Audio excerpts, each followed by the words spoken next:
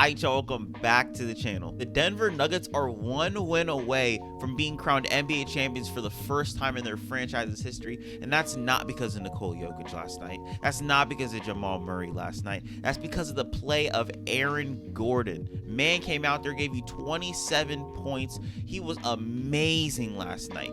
Off-ball cuts, driving down to the paint, getting to the rack at ease. I thought it was funny because I was thinking about this last night. People were saying going into the series that the Miami Heat are not going to really have to, pay attention to Aaron Gordon on the perimeter because at the end of the day, he's not going to really make his shots from there. But today, it kind of bit him in the ass because he went 3 for 4 from the three-point line. They really, really needed to stop him on that three, and they just couldn't do it. Not to mention, this man was making the right play damn near every single time, passing the ball in transition, running dribble handoffs. His game was needed because when Jamal Murray isn't having a really good shooting night, when Nikola Jokic isn't really doing what Nikola Jokic normally does on the basketball court, you need somebody to step up, and that right there was Aaron Gordon. And another guy that stepped up was Bruce Brown because they were kind of tied together in this game. In the fourth quarter, Nikola Jokic, he picked up his 5th foul, which is kind of crazy to say because Nikola Jokic hasn't been in foul trouble this whole entire series. So now he finally gets into foul trouble, and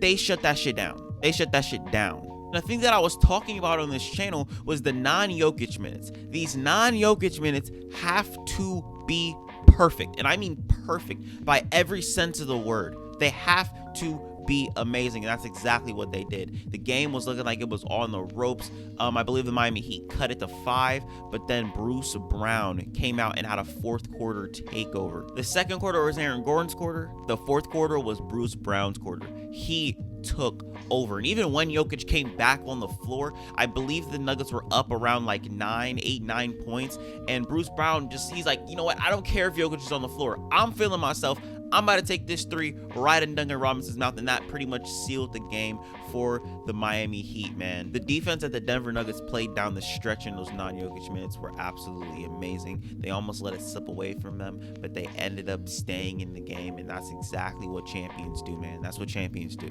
I want to talk about Nikola Jokic for a second because he only had 23 points. He only had 4 assists. He had 12 rebounds, but he also had 3 turnovers, and he damn near fouled out. He had 5 fouls.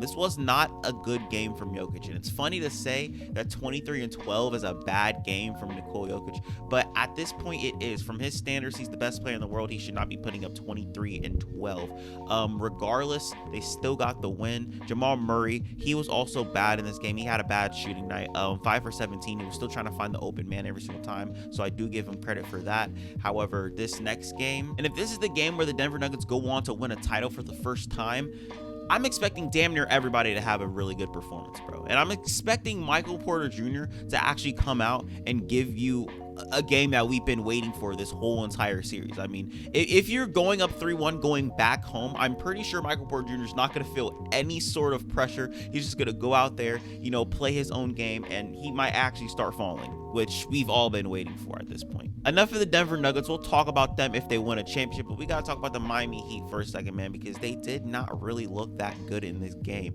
They tried to come back multiple times, but Denver kind of had control of the game from tip-off. That's not good. Max Strus could have hit his shots. He was 0 for 4. Gabe Vincent could have hit his shots either. He was 1 for 6, 0 for 4 from the 3.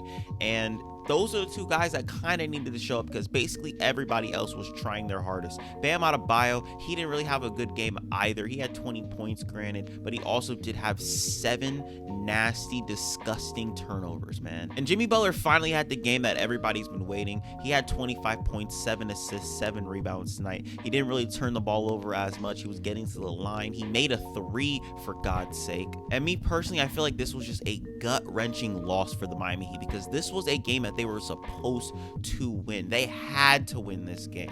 And I'm not just saying that because they were down 2-1. My homie that I was watching the game with yesterday, he was telling me the same exact thing. He was like, they have to win this game because Nikola Jokic was having a bad game. Jamal Murray was having a bad game. And some of the shooters, they were kind of subpar. Like Michael Porter Jr., he was subpar today.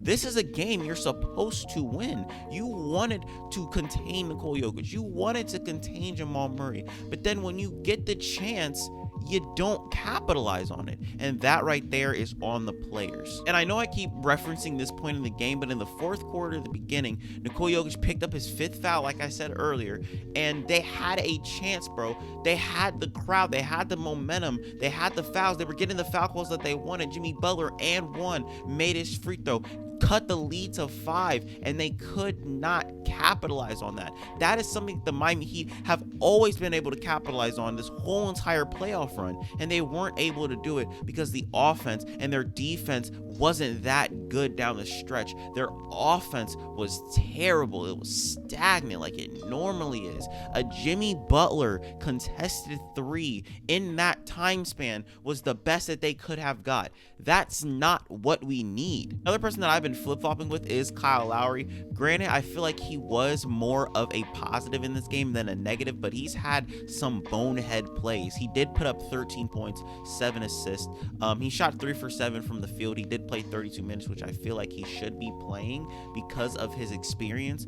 But man, he had some bonehead plays, like a bonehead 3 brick. He banked a shot in, and I think he thought that he had that touch, like this was gonna be my game. I'm about to come in here and I'm about to, hit like 3-4 threes. No, bro, because when he took another shot, it was nasty. It was a brick, bro. It was disgusting. And the thing is, I sort of feel bad for the Miami Heat in this point because they have no choice but to kind of play Max Strus. They have no choice but to kind of play Kyle Lowry or play Gabe Vincent, even if they're having bad games, because they don't really have that much guard depth. I think that that's something that they actually need to look at this offseason. I think that's the number one thing that they need to look at.